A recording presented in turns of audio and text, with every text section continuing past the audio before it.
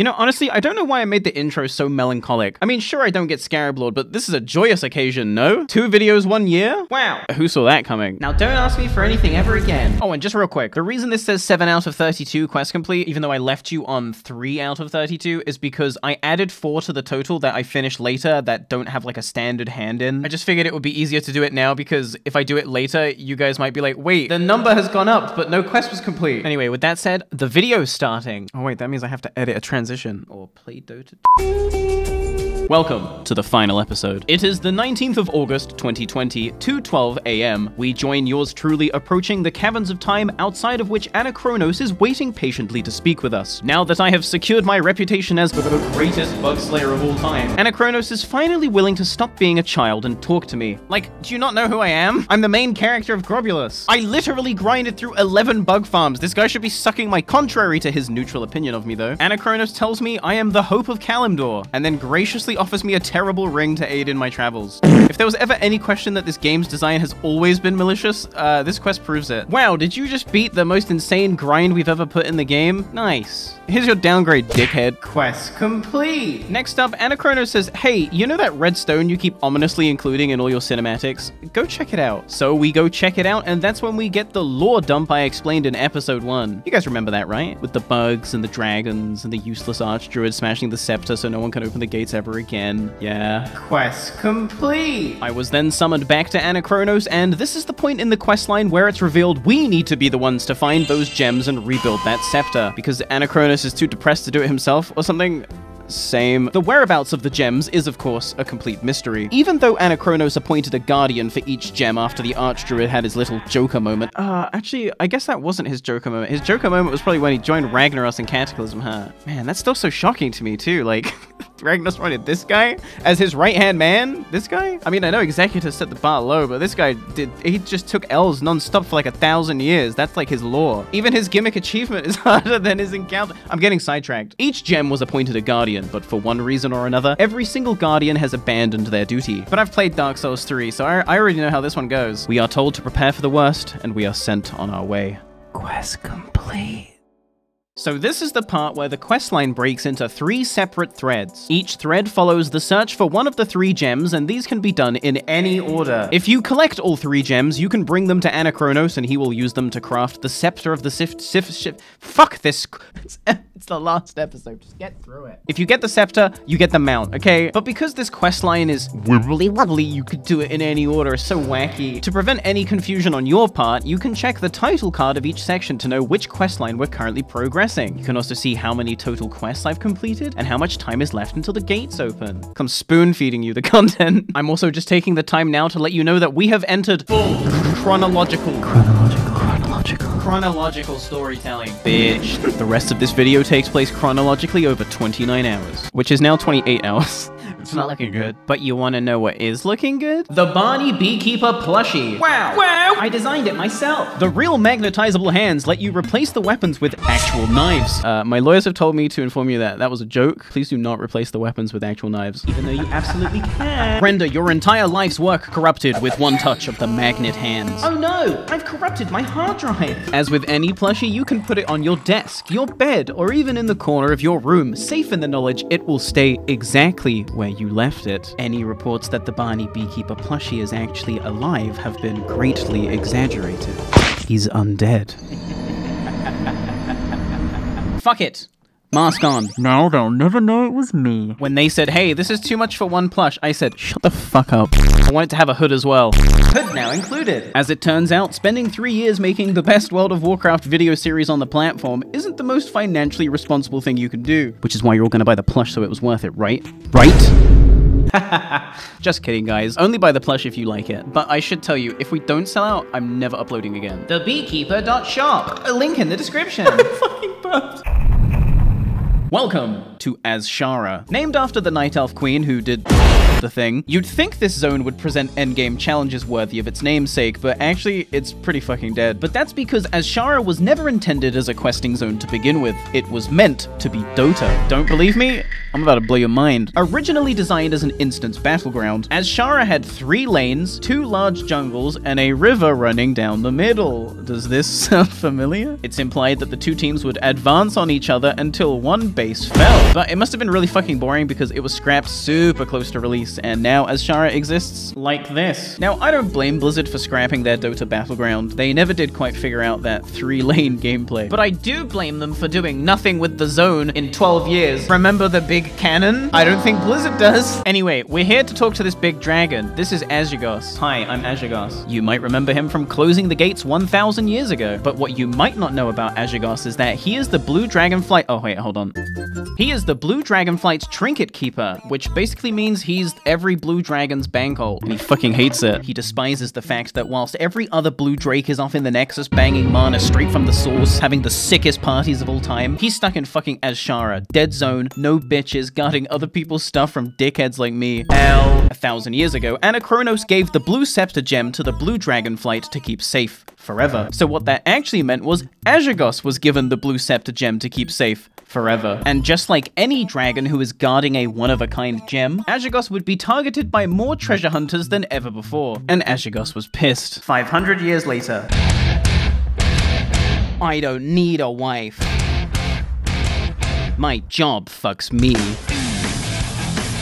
At this point, Azhagos had lost count of the amount of attempts made on his life because of this damn gem, and just like with literally any Blizzard character, if you give them enough time, he became unhinged. And then he fed the Blue Scepter gem to a fish.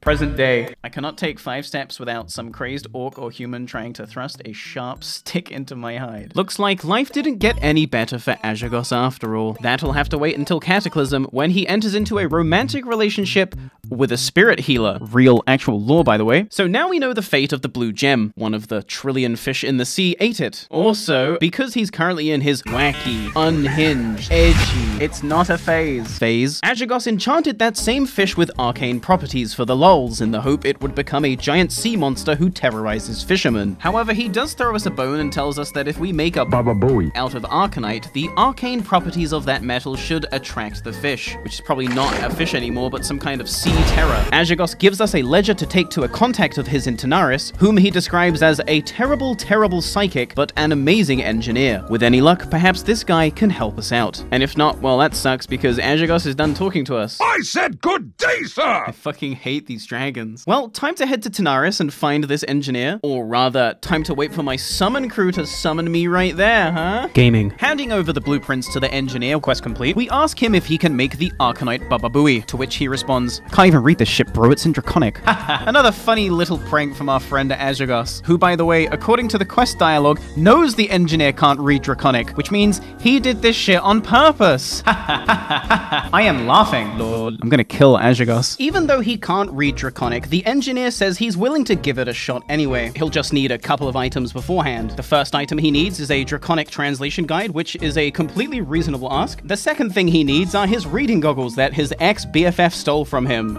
Sure, whatever, he needs them to read. And the third thing he needs is a 500-pound chicken. Okay, this fucking guy. According to his pondering orb, his ex-BFF is either hiding just outside of Gilneas fapping to furries, or somewhere in Outland being pursued by the Burning Legion. Luckily for me, we don't need to wait until TBC to find him. Quest complete. But we will need to wait to find those goggles because he dropped them in Molten Core. It is at this point I realized had I not left that Peace Bloom DKP earlier on in the week, I would have been locked to Molten Core and unable to even attempt this part of the quest. So thank you, Dawnbreakers, for hosting a scam DKP and being so unnecessarily hostile when questioned about it. Without you, none of this is possible. But we're gonna need to put a pin in that because I'm leaving this raid group and joining Thor's. Why? Because it's almost 7 PM, which means the Winter Court are raiding Blackwing Lair.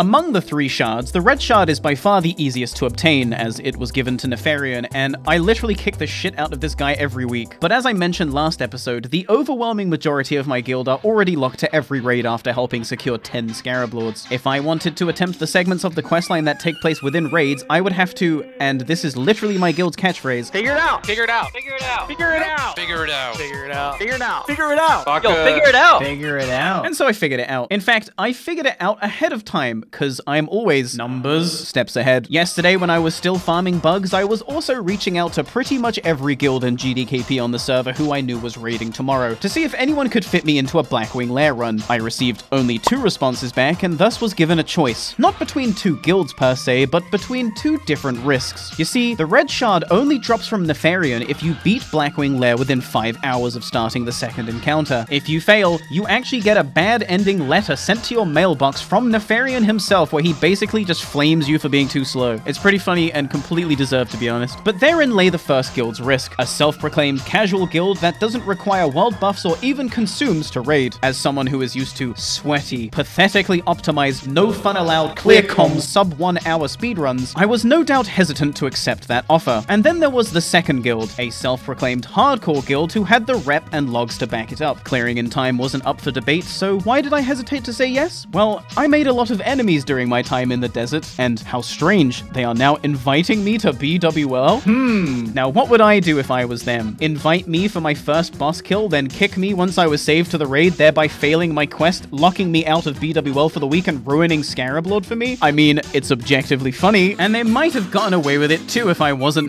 steps ahead. But if it's one thing I can just never say no to, it's the chaos of a cursed casual run.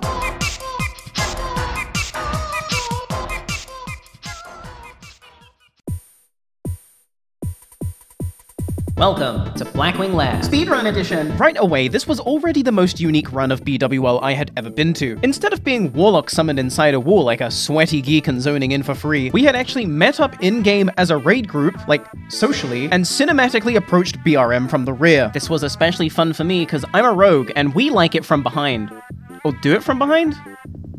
So this is the first boss, Razorgore the Untamed, which I'm guessing is an ironic name because we'll be using this Orb of Domination to force him to murder his own children. That's pretty fucked up, but completely necessary. Because his mortality is tied to the eggs. If we were to just Zerg Razorgore and kill him, the eggs would explode upon his death, dealing massive damage and killing everyone. So you kill ads, kill the eggs, and then you kill the boss. Are you picking up what I'm putting down, bitch? But guys, I won't lie, this raid is really scaring me. They're cracking jokes on the mic, and they're not clearing comms. And worst of all, I think they're having, it sounds like they're having Are we supposed to play daddy now?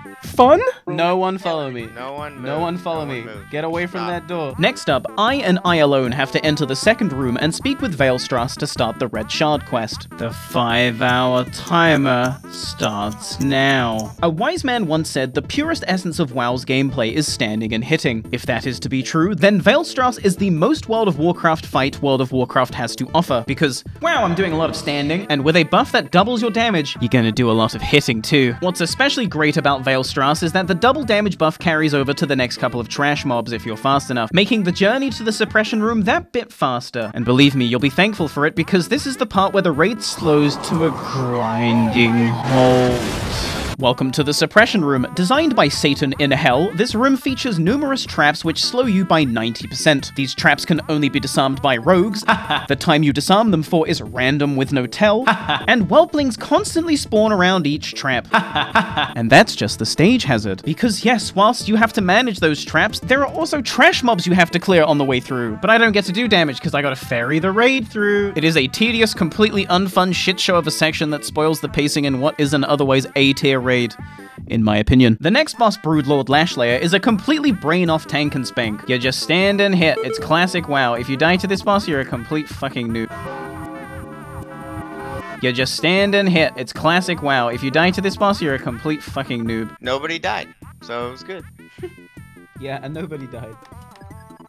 All DPS is going to be on Skull and X, except for one mage, and the mage will tank the techs, because we don't use sappers in this guild, because we're incredibly casual. I think I might throw up. After pulling 4 packs of techies, with no sappers, we were ready to engage the hardest boss of the raid, Firemaw. Implying classic is hard. Firemaw, by all definitions, is objectively a well-designed fight, fulfilling literally every class fantasy in one encounter. The tanks get to be slapped around and boiled alive for the duration of the fight. Melee get to risk their lives trying to pass, gambling on stack resist so as to avoid downtime moving out, and range get to stand back and safely press their one button. And it sounds so easy, right? Bunch of stacks, guys. Bunch of your 6. Can I play him on Tink? Careful. Oh, I'm down. You would be mistaken. Also, because this is Horde gameplay, you really gotta watch that threat. When do I... Ooh. That's not good. He's down. Blue rolls down. Okay, Yeah. Alright. Just That's die. the first time I've ever seen that. It's the first time I've ever wiped. Yeah. That's. I blame Barney, honestly. Just die now. No. Just die now. So anyway, we've got 5 hours, and you know it's gonna be fine. No, we're fine. We're not gonna make it.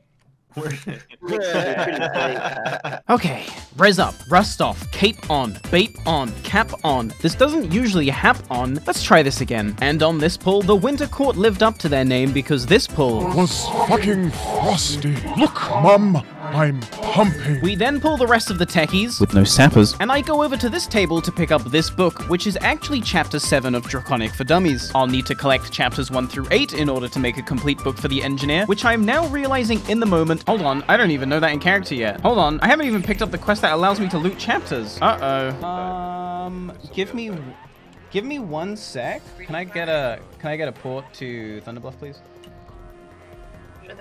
It is at this point I turn Questy on and reload my UI. When I load back in, I am dead. So I figure, fuck it, Death Warp. It is a speedrun after all. We'll take a short break while Barnaby gets back on the quest. We won't pull another boss. Shouldn't take that long. The part that Guys, we're not gonna make it. My summon team then summons me to a remote island off the southern coast of Tanaris, where the engineer supposedly buried a copy of Draconic For Dummies some years ago. When we dig up the book, quest complete, it actually turns out to be a ransom note addressed to the engineer. I figure the fastest way back to the engineer is to unstuck to the Gadget Sand graveyard and then walk north. Instead, Blizzard's patented go fuck yourself unstuck technology actually teleports me to Kargath. And my summon team have already hearthed to Silithus, so I get a summon to Silithus, fly to Tanaran, hand over the ransom note, quest complete, and then pick up the next quest, and this is where I realize in the footage, actually, I didn't even need to go on this tangent at all, and it will make sense why later. This has just been a certified idiot moment, but in fairness to me, I had not slept in like 20-something hours. If I got a little latency in the brain, you know why. Also, I literally traveled through time. We now return to Blackwing Lair. Okay, I'm back in the raid. Summon me because I'm bougie, though. Ooh, and the trash has been cleared in my absence? All according to plan. Now, if I was to tell you that the next 2 encounters, Ebonrock and Flamegore, involve a lot of standing and a lot of hitting, would you forgive me for jumping ahead? Oh, that's too far. Man, partial wipe to trash? That's harder than the bosses? What a Warcraft, baby. How much longer do we have, Barnaby? We got, like, an hour, like 2 hours, so we're fine? I mean, we're not gonna make it. The next boss, Cro-Maggus, is basically another one of those run-in, run-out fights. The only difference with this one is that there are random debuffs that will infect random players at random intervals. 4 of the 5 of these debuffs are completely negligible though, and don't really require a second thought since they'll just be purged off you. But if you are unlucky enough to receive the 5th debuff, the Bronze Affliction, you will periodically be frozen in time. There is only one known cure, and it is eating magic sand. But I'm trying to kick the stuff, you know, so I'm okay to sit through the 10-minute deal. Oh, why would you? I mean, one little bite can't hurt, right? I mean, I gotta stop eating sand. And now for what we all came to see, the Nefarian fight. Will this self-proclaimed casual guild see me through to a red shard, or will this be where my Scarab Lord tale ends? Well, the main healer of the raid did just find out that if you right-click Benediction, it turns into Anathema. On me for it. Something weird to my benediction. So I'd say we're off to a good start. So right-click it again in your inventory. This is incredible. No, it's on a half-hour cooldown. Only tonight. Guys, we're not gonna make it! And So, with that said, Barnaby, this is your thing, so why don't you go talk to your boy? Oh, okay.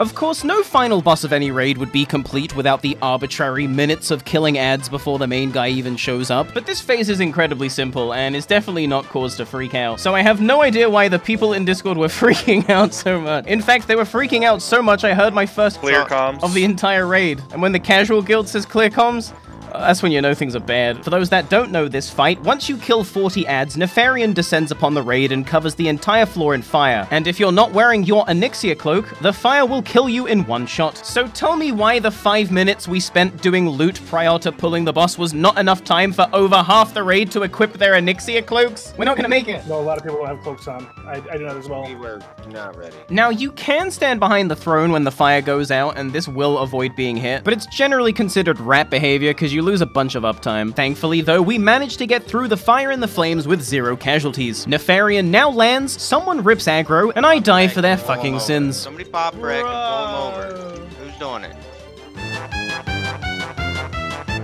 I'm gonna reincarnate and I'm gonna start rezzing. We're not gonna make it. Yeah, we actually might not. What started off as a sarcastic little joke was now beginning to sound like my actual fate. Every time you wiped a Nefarian, you have to wait around 15 minutes for him to respawn, and as you know, I'm kind of on the clock here, so... Dude, if we don't make it, I will get Barney B tattooed on my knuckles. Perfect. Well, now the stakes have never been higher, or there's never been a better time to throw this shit. Depending on who you're asking, of course. Me, personally, I kind of want the mount, but in any other timeline, he was getting those knuckle tattoos. Okay, time's up. Let's do this. Barny, Beekeeper. Please put your cloaks on. Please put your... So we start the second pull. This time, everyone in the raid is prepared with their Oni cloaks, and we breeze through phase 1. The tank is also generously given the 2 seconds required to take aggro of the boss, so things are actually looking good. Now, let's talk about Nefarian's main mechanic. Every so often, Nefarian will target a specific class and do what's called a class call. This is essentially some kind of debuff or Joker's trick targeted at one specific class. And depending on your class, these can range from being the most minor inconvenience conceivable to being capable of causing the breakdown of the entire raid and a potential wipe. In the case of rogues, you get teleported in front of Nefarian and cannot move. If the tank doesn't react fast enough, this happens. And you want to know the best part about this? There's literally 0 counterplay on my part. I can't do anything about this. I love when mechanics don't test the individual player ability and instead put your hands in the life of some other fucking schmuck. I'm actually not mad. I mean, okay, half the raid is dead, but this could absolutely be a kill. We just have to play perfect and get really lucky on the next couple of class calls. It could happen. Mage call. Nice. Ice block. We're gonna make it. Keep them up. New class call coming. If it's warrior, we're gonna be fucked. So... Uh-oh. Now, you guys want to know what's worse than 1 warrior call? Oh, I'll get to that in just a second. Because first, I gotta tell you that if we get this boss to 20%, all the ads that we killed in phase 1, all 40 of them, respawn at the same time and charge the raid. So now let me return to my original question. What's worse than 1 warrior call? That's right, 2 warrior calls, with the second one happening during the final ad phase. And now I think I'm just gonna let this clip play out because it is so difficult to make raiding sound interesting. there it is right there. I got him. Or go crest. Orgo, do you have shield wall? Perfect. Good job. No. Okay. Alright, Barney, there you go, bud. Jesus. We got it. We had. Nope. Don't worry, looking Barney. weird. It didn't drop it, Barney. What? Remember how earlier I left the raid and joined another party to get summoned to Tanaris? Well, psych! Actually, that did nothing. I just love faking you guys out. It's just so easy every time. And you're thinking, I can't keep getting away with it. Oh, I will. You're already in my web and you don't even know it yet. Wow, red shard acquired. Right, you ready? 3, 2, 1.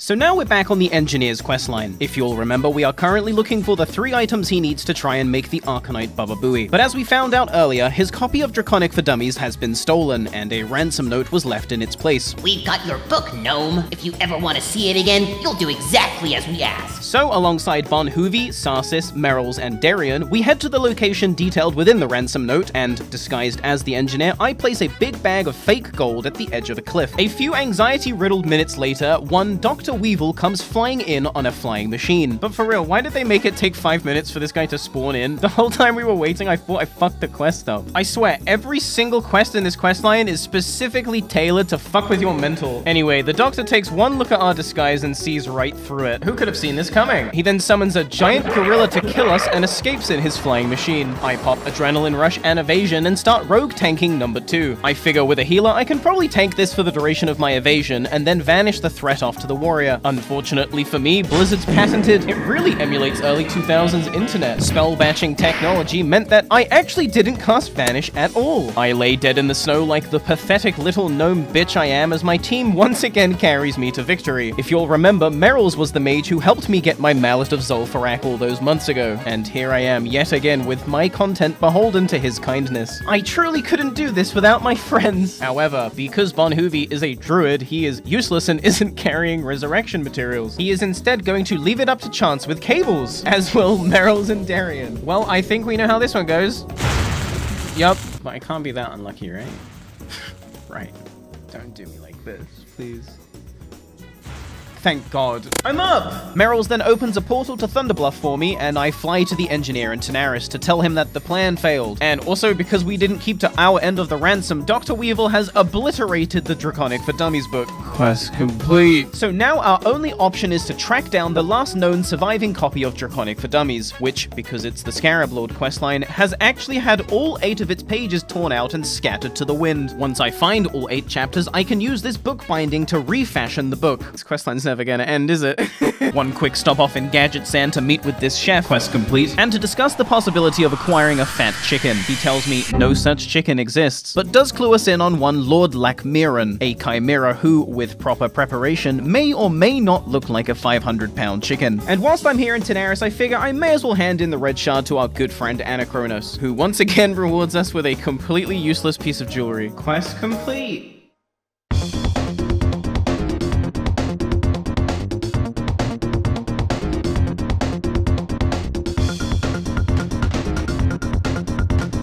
Chapter 7 acquired. Welcome to Alcaz Island. With the Blackwing Lair chapter safely obtained, I was summoned to Alcaz Island to murder Dr. Weevil in cold blood. After all, he's the reason this quest has become so long. I mean, because he has chapter 1 for some reason.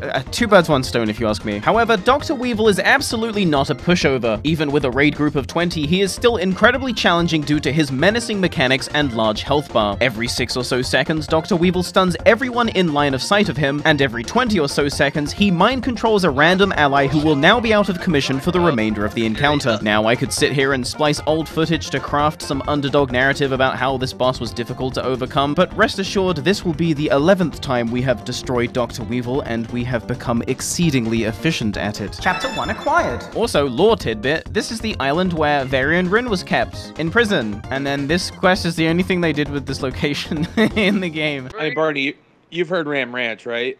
Yeah, I have. Quest, I'm not doing this bit. Now, you might be wondering, why am I in a level 40 dungeon? Well, you see, the green shard was given to a green dragon named Aranicus, and this is where Aranicus lives. But wait, isn't this place like super evil? Well, yes, it's no secret that Aranicus and his crew were driven insane by the very same old god they thought they had vanquished deep within the temple, but he has the green shard, so I'm not really left any choice. But as I enter Aranicus's chamber, I'm not met with a large green dragon, but rather a Shade and Malfurion Storm Rage. Malfurion informs me that Aranicus can't be here right now because he's busy terrorizing the Emerald Dream. And if we want to get that green shard, we'll have to summon Aranicus from the Emerald Dream and purge him of his corruption. Now, do you want to see some fucking sweaty, disgusting, I can't believe you even bothered to think this far ahead gameplay? Check out these summons. Bam! Random Teldrassil location to hand in this quest to the Wisp. Quest complete. But wait, I'm not done. Follow-up summon to the Shrine of Remulus in Moonglade to hand that very same quest in immediately. Quest complete. Any percent world record, by the way. I know it might not look like much to you guys because, I mean, you're watching the video, right? It's all cut up and edited for you. But every time you see me get summoned, these are pre-planned summon teams that real people have had to level up and put their character in that position just so I can save 10 to 20 minutes here and there. Fucking gamers.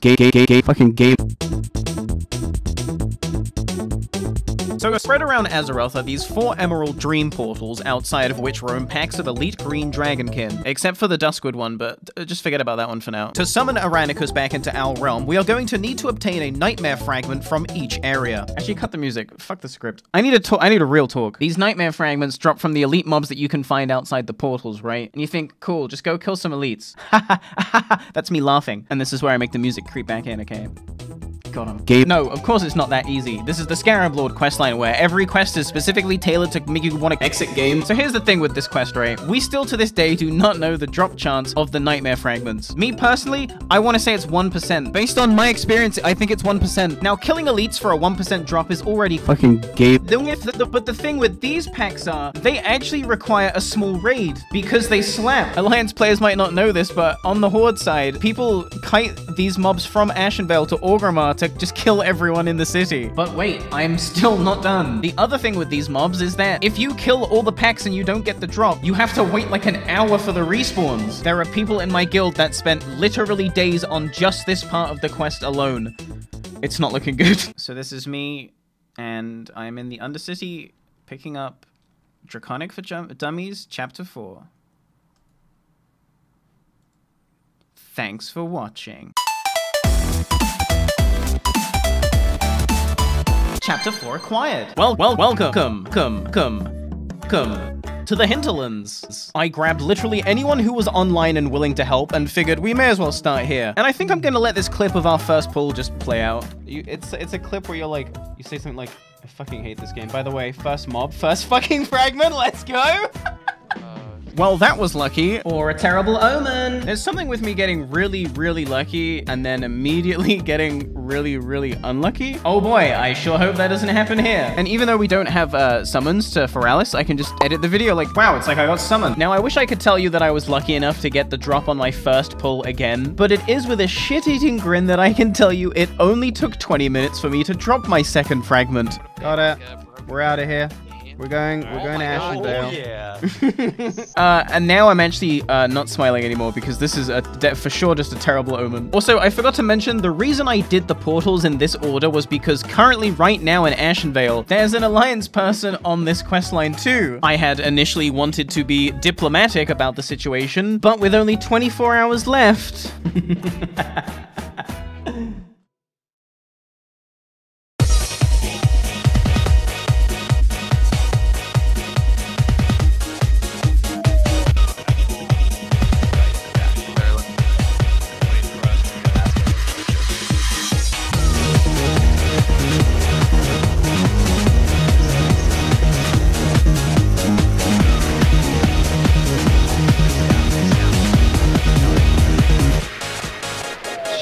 They could at least make it hard, like, at least make it fun. The Alliance had, as is customary around these parts, failed to put up any meaningful resistance. We took the leader of their group hostage and told those motherfuckers Ashenvale's closed.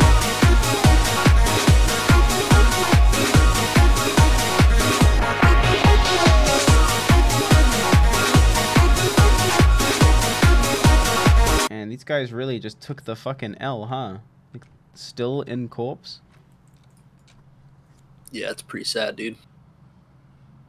It's been 45 minutes. As the Alliance lay molding in their corpses for, yes, like 45 minutes, we took it upon ourselves to hit every single pack on respawn. But in fairness to the Alliance, they weren't the only ones molding. Please dispel the root. Please fucking dispel the root, dude. I need to tag it. Don't kill the thing. I haven't tagged it yet. I need to get dispelled. I'm rooted again. I need one dispel. I've been rooted for 40 seconds. Thank you. Listen, I hadn't slept in a very long time, so if I sound like a raid leader, my apologies. The good news is, even with my lack of sleep, I was able to get clips like this. The guy in the back. Let's get this guy. I'm gonna distract. It's just someone trying to rescue Seer. Never. That was a big distract. And it is with a huge ego I get to tell you that the Alliance all left after that. But someone else showed up. Frywood. The same Frywood who had just last week griefed me relentlessly, Frywood? The same Frywood who had to be camped into submission, Frywood? Frywood Redemption Arc, Frywood? I was skeptical, but at 2 AM server time, I will take anyone I can get. This is where Frywood whips out his Ritual of Doom, which is basically the World of Warcraft equivalent of Russian roulette. I don't think I've ever seen this ability be used. Ever. Why me? Yeah.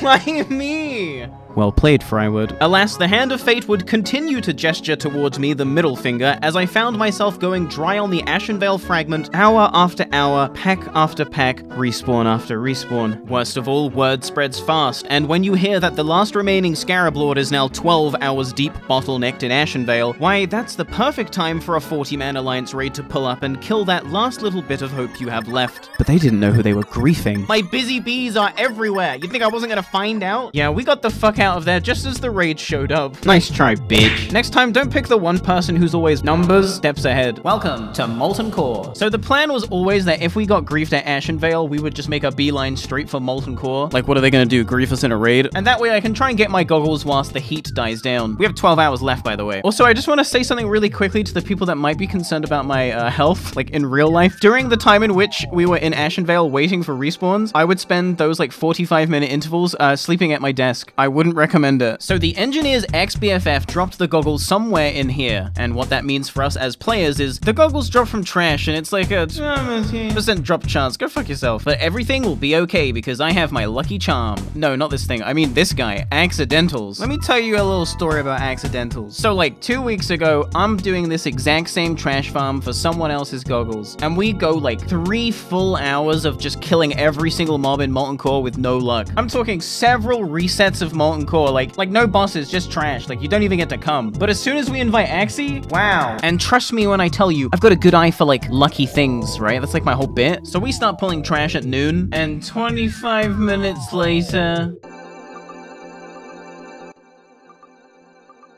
By the way, I'm gonna say once again. Say it. Hey, this was my ID, Barney. I know. Listen, I said you were gonna be my good luck, my little good luck charm. Now, could you bring that luck to Ashenvale, please? The goggles had been a piece of cake. Terrible omen. So it was back to hitting our heads against the brick wall that is Ashenvale. We had just spent 12 uninterrupted hours there, but going forward, I would need to move around the map as if I'm being pursued by a large raid, which, by the way, I am. Word on the street is that they are waiting right now outside of this very Molten Core in preparation for us to reset the trash. So they'll never see it coming if I get summoned to Ashenvale to kill all the packs that have in the meantime respawned. Still no fragment, by the way. And then fly to Winterspring. Why Winterspring, you ask? Because your bitch wanted to spring on this dick. Because I can kill demons in Winterspring to try and get Chapter 3 to drop. But the real reason I'm doing this is I want to bait the Alliance raid away from Ashenvale so that when respawns are back up, I can just get summoned in and take them. And once again, just as the Alliance were pulling up on my location,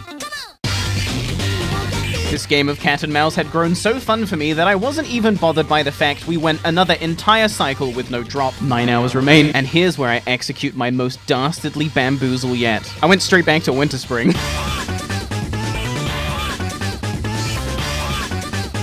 Chapter 3 acquired. So I took a summon right back to Ashenvale, despite the fact that there were no spawns, just to fuck with the Alliance really. But as soon as that first pack did respawn, we're gonna get Square next.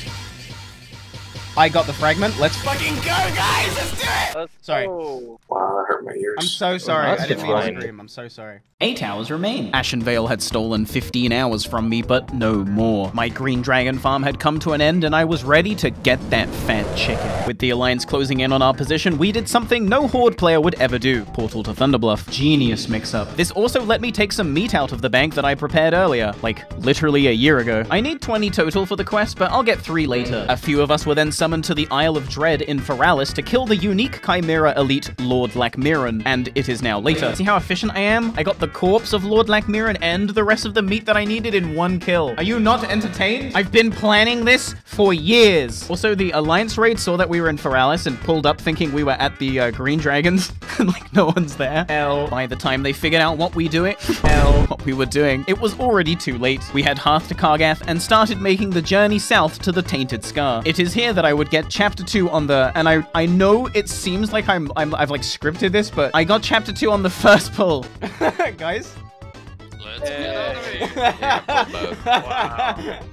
What the fuck? Chapter 2 acquired. Next up, the Duskwood Nightmare Fragment. To conquer the challenge that lay before me, I would need to this time gather a full raid because unlike the other Nightmare Fragments, this last fragment is dropped by a unique boss that can only be summoned by this quest. However, I can't just be standing around in Duskwood giving away our position, summoning people as we invite them, because this boss we're about to fight is incredibly griefable. Much like a world boss, if you die to the Twilight Corruptor, he grows in size and strength, and because this boss actually hits hard, one death is all it can take for the encounter to quickly spiral out of control. If the Alliance show up here in Duskwood, it is absolutely GG no re for my Scarab Lord because they will be able to just endlessly sacrifice themselves to the boss to ensure we can never kill him. Now more than ever, I need to be stealthy. Now more than ever, I need to be unpredictable. Now more than ever, I need to be a rogue.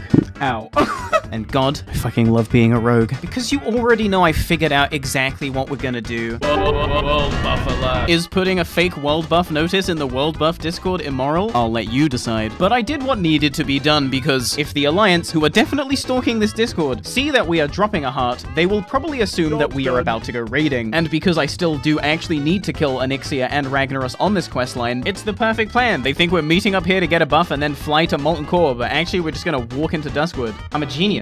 See? This is where you find out if Shaman love you or not. Yeah, they only had 10 minutes to buff everyone with the same shit.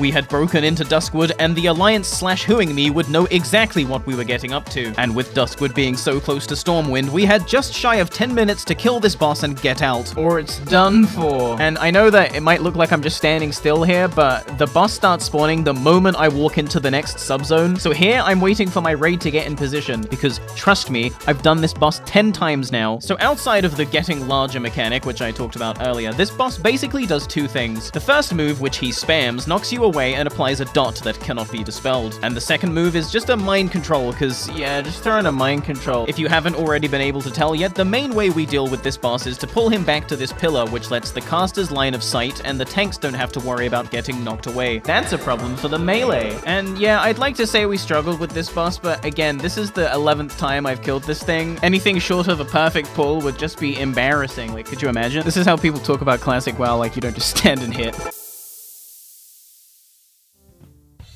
Only 4 minutes had passed since we first entered Duskwood, but that was all the time we needed to get the fragment and get out. The Alliance raid had been thwarted once more, but I made no efforts to disguise our next move. In fact, of all the places we could have gone next, I picked the most obvious because I'm disrespectful like that. Welcome to Moonglade. Buy my merch. With all 4 nightmare fragments gathered, quest complete, it was time to summon Aranicus from the Emerald Dream and purge him of his corruption once and for all. As we walk up to town alongside Remulus, I'm going to take this time to go over the Aranicus encounter using footage I got during other people's questlines, because, you know, I've done this 10 times already. So this fight has 2 phases. In phase 1, shades continually spawn and run at literally whoever, doing tons of damage and AoE shadow bolts. Oh, and they can also AoE fear. Our strat is to hide inside this building out of line of sight, so they're more likely to target the town guards, so you can DPS them down in more manageable numbers. Oh, and yeah, you occasionally get like a big dude. So that's phase 1. If you haven't wiped to shades after a random amount of time each pull, phase 2 begins. All the shades disappear and Aranicus descends from the sky. And here it is my pleasure to get to show you this World of Warcraft classic exclusive dragon fight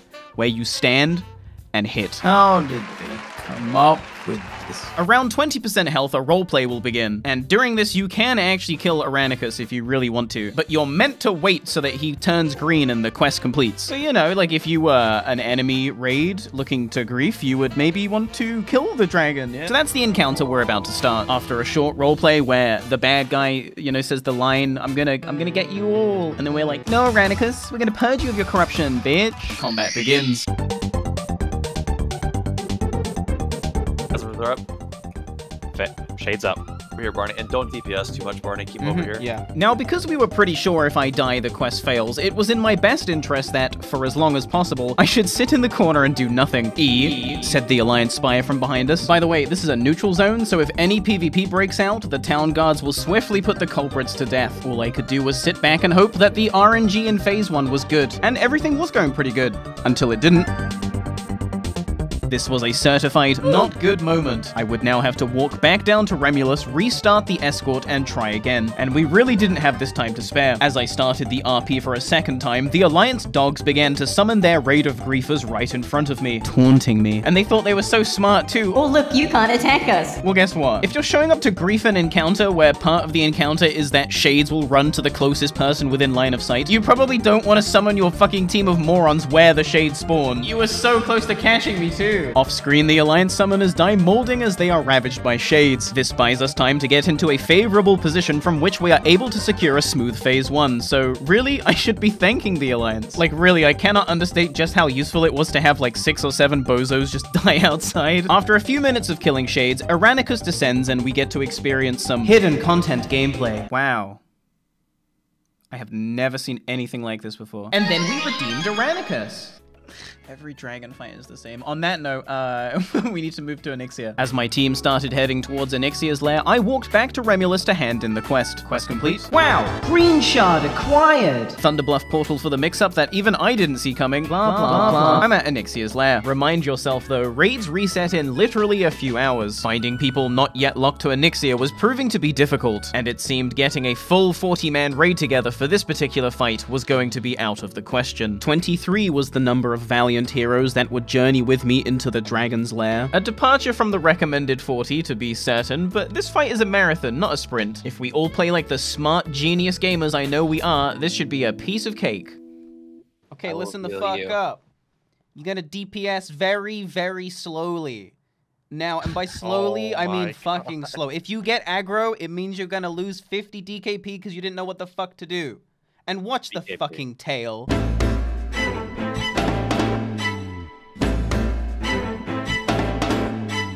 You know what I like about Classic? It doesn't matter how long you've played the game, what gear you have, or what bosses you have on farm. All it takes is for one greedy button press into a taunt resist, and now the mage has aggro. Good luck fixing it, and watch the fucking tail. Oh my god. We have whelps, turn around. Many whelps! Left side! Handle it! God, I've always wanted to say that. So we handle the whelps and then slowly take Onyxia through phase 1 where you... Once she dips below 60% health, she transitions into phase 2, where she flies up into the air and starts launching fireballs at people. During this phase, only the ranged can hit her, and given that we only have 7 ranged and she stays up there till 40%, this is going to be a very long air phase. Also, I feel like I'm missing something. I think... Wait, if she stays up in the air, doesn't she start, like, covering the ground? I knew I was forgetting something. And it wasn't just me. Some of us were so used to this boss being dead already that we completely forgot she actually has mechanics and a moveset. World of Warcraft is one of those funny games where the better you become at the game, the worse you actually become at the game. And if that doesn't make sense to you, it's because you're bad, but that's a good thing, I promise. Ignorance is bliss. Ignorance is truly bliss. Do you think my WoW logs make me happy? Do you think raiding makes me happy? Listen up. There is no joy to be had from mastering World of Warcraft, okay? There is only pain. Nevertheless, we pushed through the longest phase 2 of my entire life. 6 people had perished, leaving only 17 of us to finish phase 3. And actually, Withers has aggro, so let's make that 7 deaths. Phase 3 has a fear, by the way. And watch the fucking tail. But as I said earlier, this fight is a marathon, not a sprint. And even with no world buffs, even with 10 people dead, and even when I rip aggro at the last second intentionally and try to turn the boss to tail swipe the raid, hey, what's the fucking tail? This fight was fucking game. Oh my fucking god.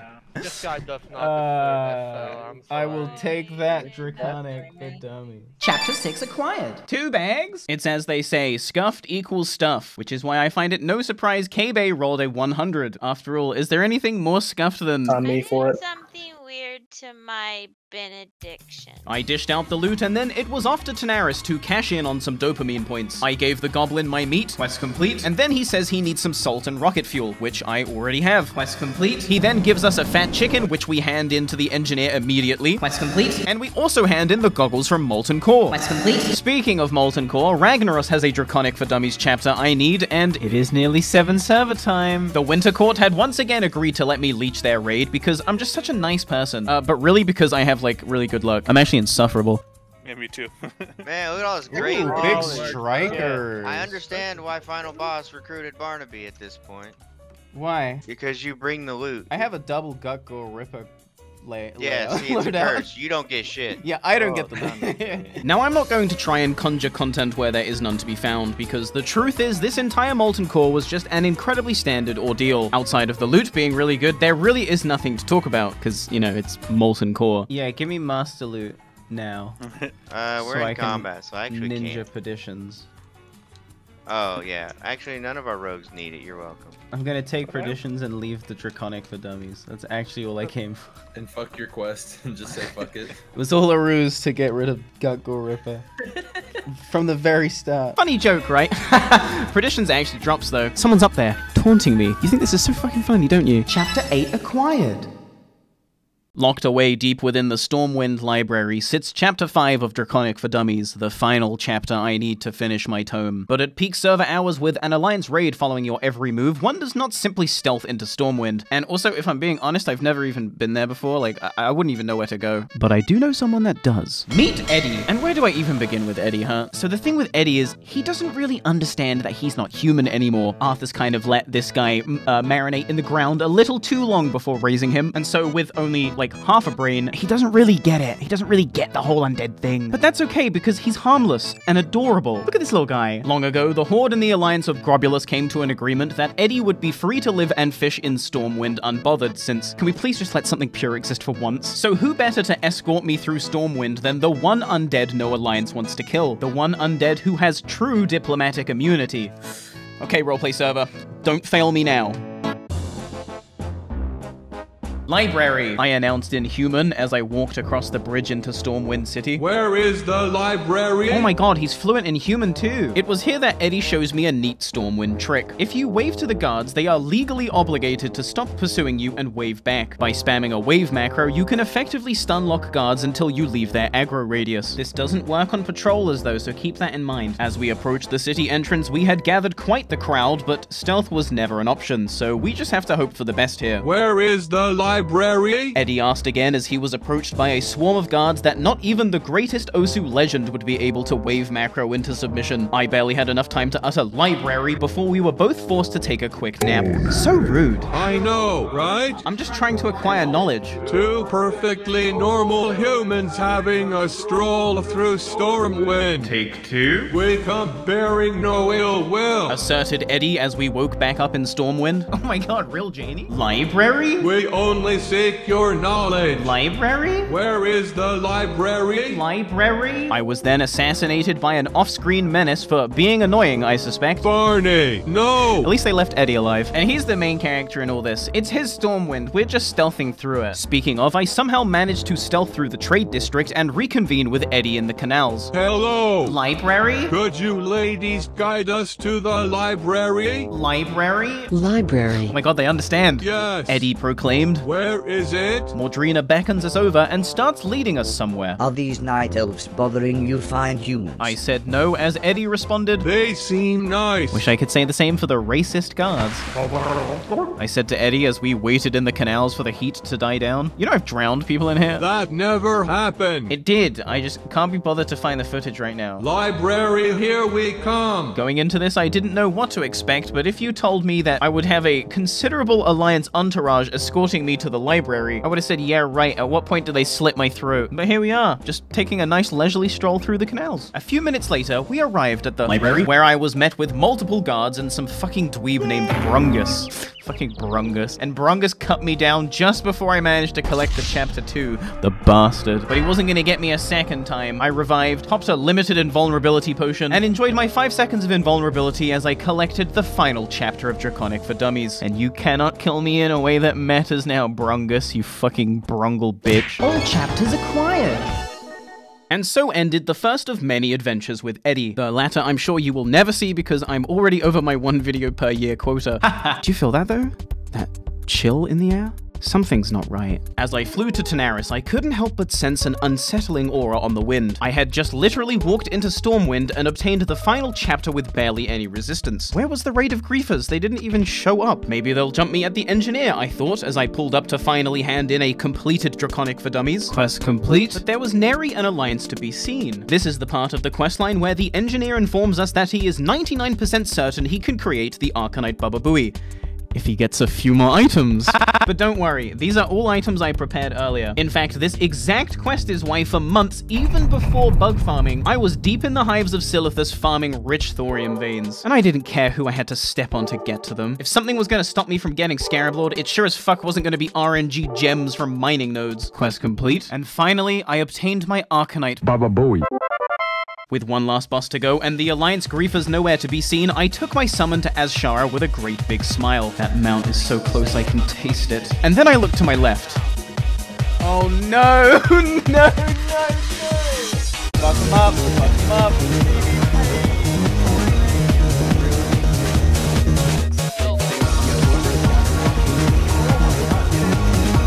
The underwater combat, the best way to finish.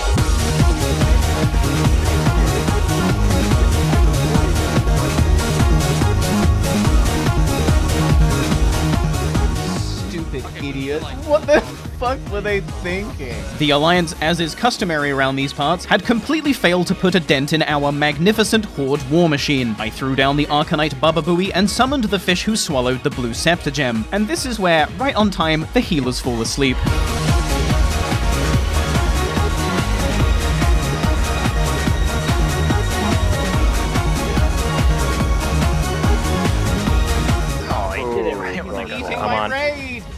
Come on. Me! Oh my god! Evasion. I already did. Come on. 17k. Yeah, we are. 10k. Fuck him up. 5k. Fuck him up. Hey, fuck him up. Oh, fuck it up. Hey! Holy shit. Okay. Barney. Get a combat res on Barney. Combat res on Barney B. Yeah, can we get a combat res on Barny B, guys? Wow! Blue shard acquired! Barney, go to Anachronos now before he gets fucking griefed. Where do you think I'm going? Yeah, thanks for that Pearl of Wisdom. Like, where else was I gonna go? Because now that I had collected all 3 Scepter Shards, it was time to pay Anachronos one final visit. I handed in the green shard. Quest complete. I handed in the blue shard. Quest complete. I am the Might of Kalimdor. Quest complete. With a Scepter of the Shifting Sands.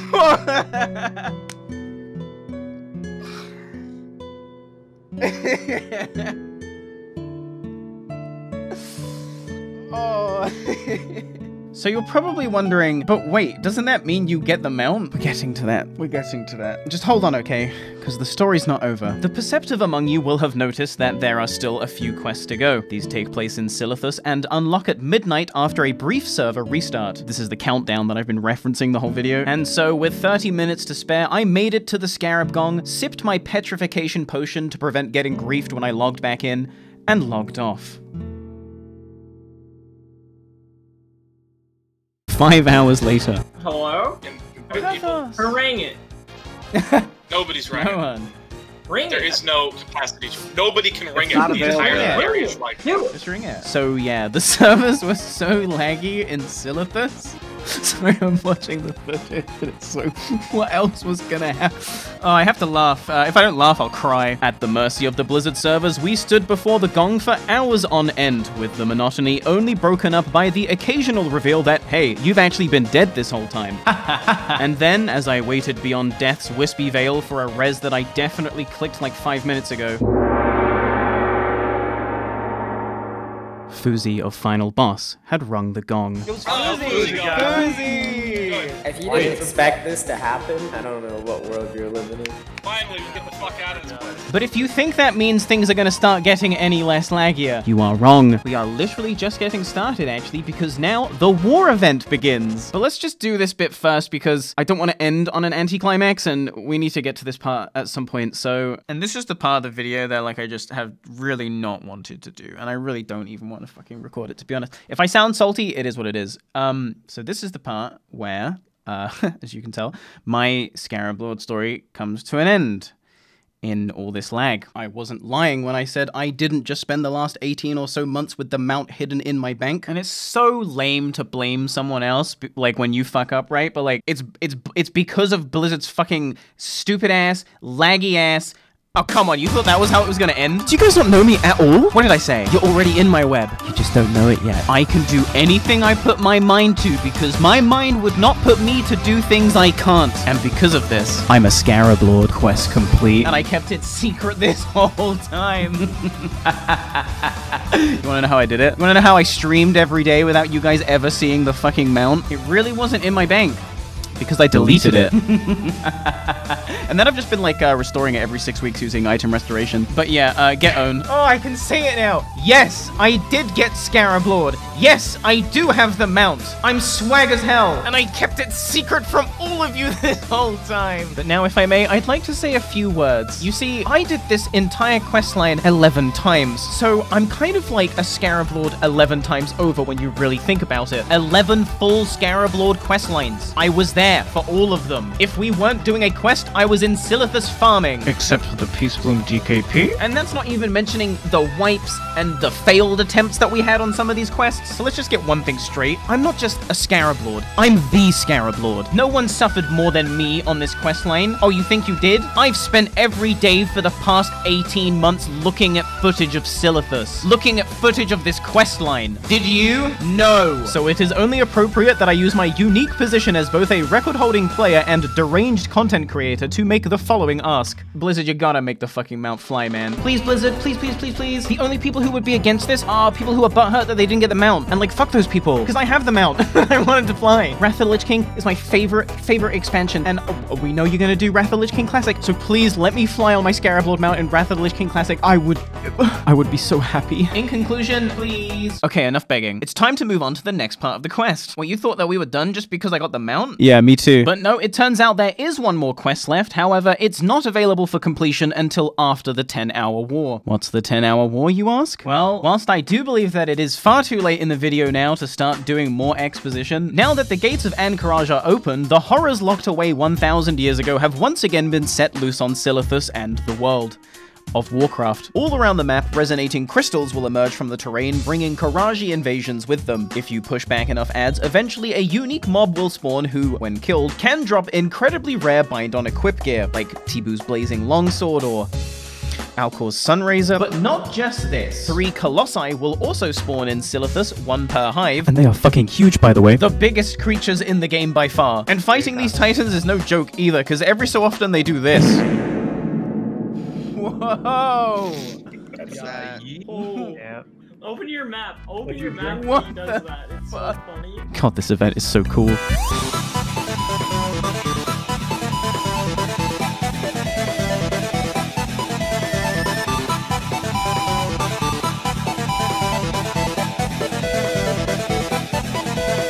You forgot you parked the car.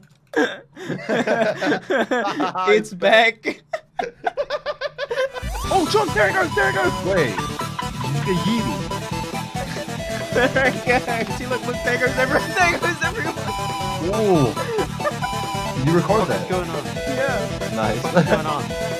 Why is everyone getting Jotun? And then, 10 hours later, it was time to finish the questline. I took a summon from inside Anchorage, or rather inside a wall inside Anchorage, don't worry about it, and slowly stealthed my way through the first Alliance blockade. Risking full world buffs moments before I was due to raid AQ40, I perfectly, literally frame perfectly to the point where my GTFO add-on detected I got hit, slipped out through the gates of Anchorage. One last time, I climbed that all too familiar staircase of dreams to receive my final reward. A dagger upgrade.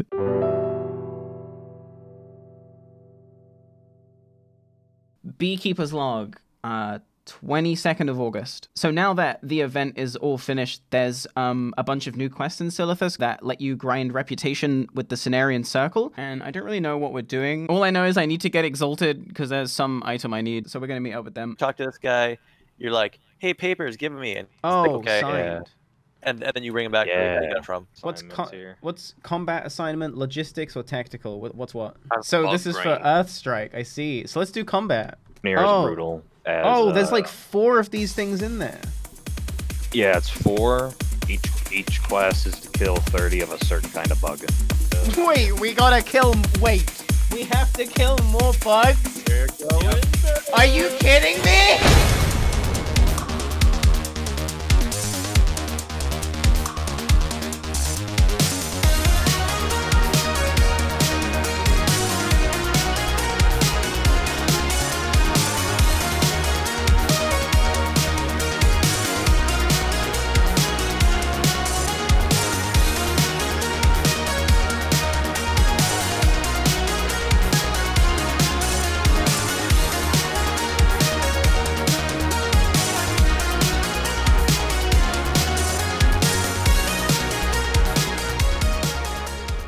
Subscribe right now. Subscribe. Please watch my stream. Patreon. Like the video.